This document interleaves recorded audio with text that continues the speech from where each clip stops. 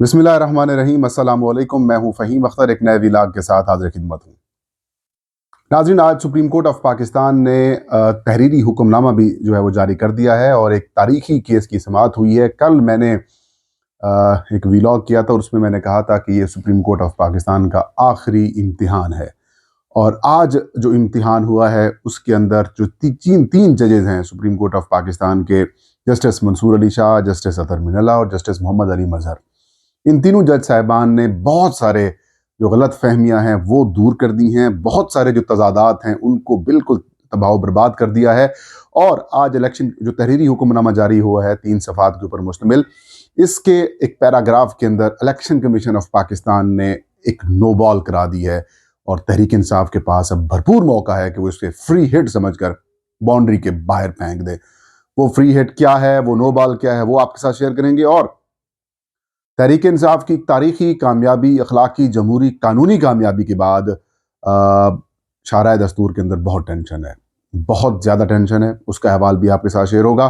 आगाज़ करते हैं सुप्रीम कोर्ट ऑफ पाकिस्तान के अंदर होने वाली जो तारीखी समाअत है उसका अहवाल आपको मैं बताता हूँ। आज जो कि तहरीक इंसाफ या फिर सुन्नी इत्तेहाद कौंसल की जो मुख्तलिफ दरख्वास्तें थीं, जो उन्होंने इलेक्शन कमीशन ऑफ पाकिस्तान के अंदर जो इलेक्शन कमीशन ऑफ पाकिस्तान के फैसले को पेशावर हाई कोर्ट के अंदर चैलेंज किया था कि मखसूस नशिस्तें पाकिस्तान पीपल्स पार्टी, मुस्लिम लीग नून, JUI को बांट दी गई हैं और वो तहरीक इंसाफ का हिस्सा, तहरीक इंसाफ की वो हक था। पेशावर हाई कोर्ट ने तहरीक इंसाफ का जो मौक़िफ़ है उसे एक्सेप्ट नहीं किया। फिर इस मौक़िफ़ को सुप्रीम कोर्ट ऑफ पाकिस्तान में चैलेंज किया गया, अपील की गई और क्योंकि हाई कोर्ट के फैसले के ऊपर अपील थी तो एक रूटीन का केस था, तो 3 रुकनी बेंच जो है वो तश्कील दे दिया गया।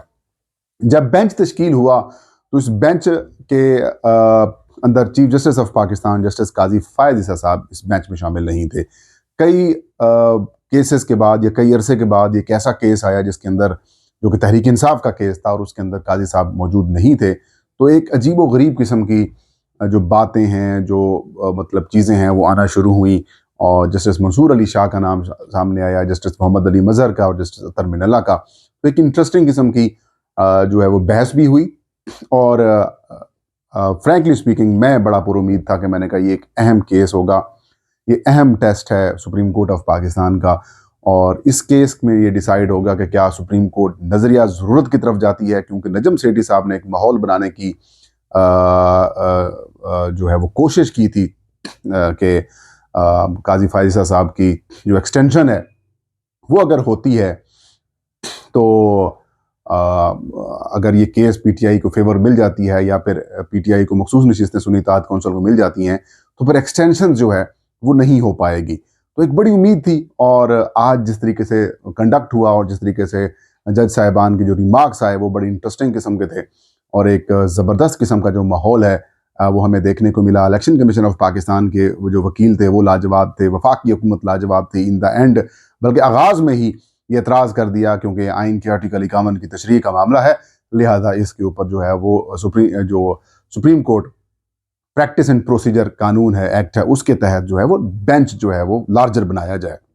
ये बेसिकली लार्जर बेंच बनाने की जो बात थी ये दरअसल एतराफ़ था कि कहानी ख़त्म हो रही है और जो सुप्रीम कोर्ट ऑफ पाकिस्तान है फिर उसने बाद में जो फैसला दिया तो इलेक्शन कमीशन और पेशावर हाई कोर्ट के जो फैसले हैं उनको सस्पेंड कर दिया और इनकी सस्पेंशन से तहरीक इंसाफ को जो है वो ना सिर्फ कामयाबी मिली बल्कि PTI का वो मौक़िफ़ जो इलेक्शन कमीशन ने एक्सेप्ट नहीं किया था वो किसी हद तक दुरुस्त करार पाया। अभी ये अबूरी रिलीफ है, लेकिन जो चीज़ें सुप्रीम कोर्ट ऑफ पाकिस्तान के जज साहिबान ने गुफ्तगू में बताई या कहीं वो बड़ी इंटरेस्टिंग है। आगे जाकर इस केस की बाज़ाब्ता तौर पर जो समाअत है वो जून के पहले हफ्ते में यानी कि 3 जून को होगी और जो इलेक्शन कमीशन के वकील साहब ने दलील दी वो बेसिकली नो बाल थी। PTI के लिए वो फ्री हिट का किरदार अदा कर सकती है। तहरीक इंसाफ वगैरह उनके वकील जो कि फैसल सदीकी साहब बड़े क्लियर माइंड किस्म के वकील हैं और उनके साथ मेरी गुफ्तगू भी 1-2 दफ़ा हुई है, मुलाकातें भी उनसे हुई सुप्रीम कोर्ट ऑफ पाकिस्तान में, तो वो बड़े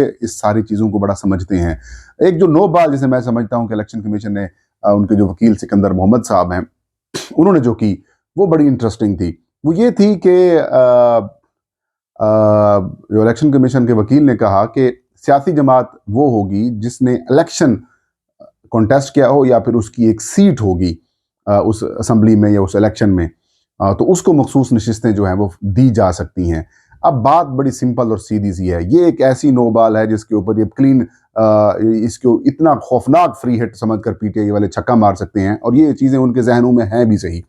सीधी सी ये बात है कि भाई खैबर पख्तूनख्वा में जब फाटा का इंजमाम हुआ था तो वहाँ पर जो सूबाई असम्बलियों की नशिस्तें जो बनाई गई थी, नई क्रिएट की गई थी, पहले वो सिर्फ कौमी असम्बली की हुआ करती थी, तो वहाँ पर 3 ऐसे MPAs थे जो आज़ाद हैसियत में जीते थे।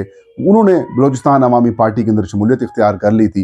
बलूचिस्तान अवामी पार्टी ने, यानी कि बाप ने, खैबर पख्तूनख्वा असम्बली में इलेक्शन कॉन्टेस्ट नहीं किया था, और ना ही उस असम्बली में या उस ऐवान में तहरीक इंसाफ के पास कोई नशिस्त थी। तो तहरीक इंसाफ, सॉरी, बलूचिस्तान अवामी पार्टी के पास कोई नशिस्त थी।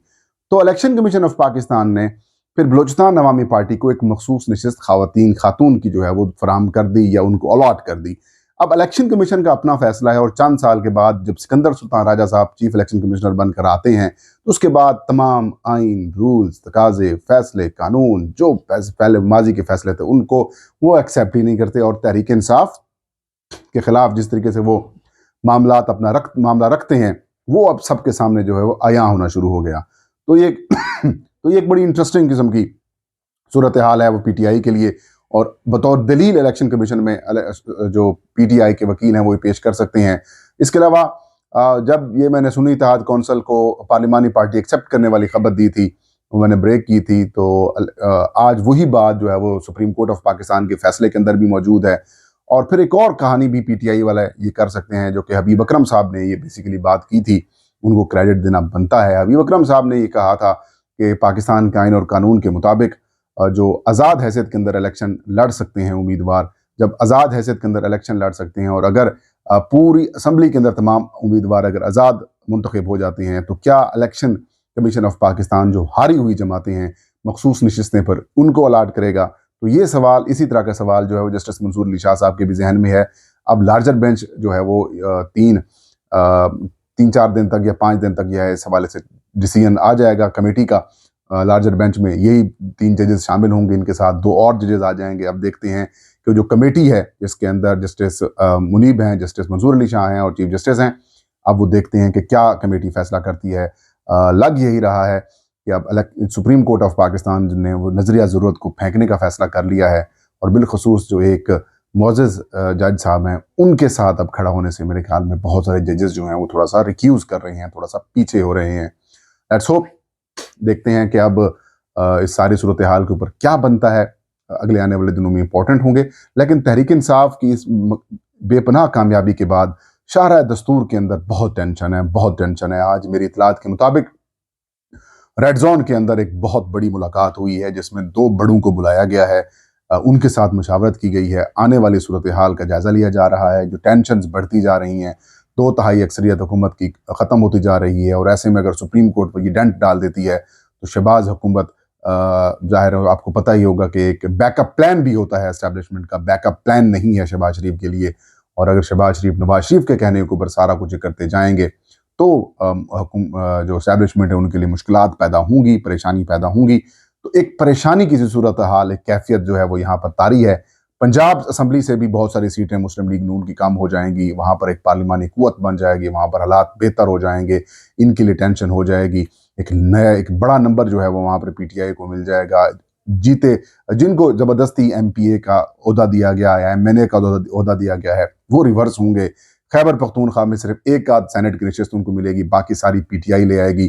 तो परेशानी तो बढ़ेगी, और एक अखलाक की फतह भी मिलेगी, और ऊपर से जो इलेक्शन ट्रिब्यूनल वाले मामले पड़े हुए हैं वहाँ से एक एक करके सीटें जाती रहेंगी, तो फिर तो ये अपनी असली औकात के ऊपर आ जाएंगे जो कि 20-25 सीटों वाली है। तो अब टेंशन बढ़ती जा रही है, मिन्नत तरले शुरू हो चुके हैं। वो जिस तरीके से तहरीक इंसाफ वाले कहते हैं कि बूट पॉलिश वाला मामला दोबारा जो है वो सर उठाने लगा है। लेकिन ये मैं ये समझता हूँ कि तहरीक इंसाफ को इतनी सारी कामयाबी पर इतराना भी नहीं चाहिए, लेकिन फूंक फूंक के कदम रखें। उनकी जो लीगल टीम है वो ज़्यादा मौसर अंदाज में उनकी इक्विप करें, उनके साथ रहें। बैरिस्टर गौहर साहब बाज़ औक़ात चीज़ें जो है वो अंडरस्टैंड नहीं कर पाते, अच्छे बड़े आदमी हैं, अल्लाह उनको मज़ीद इज़्ज़त दे, लेकिन सलमान अकरम राजा साहब हों या फिर फैसल सदीकी साहब हों, इस तरह की और जो नामवर वकील हैं जो समझते हैं इलेक्शन मैटर्स को, जो पार्लियामेंट्री मैटर्स को, उनको साथ लाजमी रखना चाहिए। ये था आज का वीलाग। आपके फीडबैक का इंतज़ार रहेगा। अल्लाह हम सब का हामी नासिर।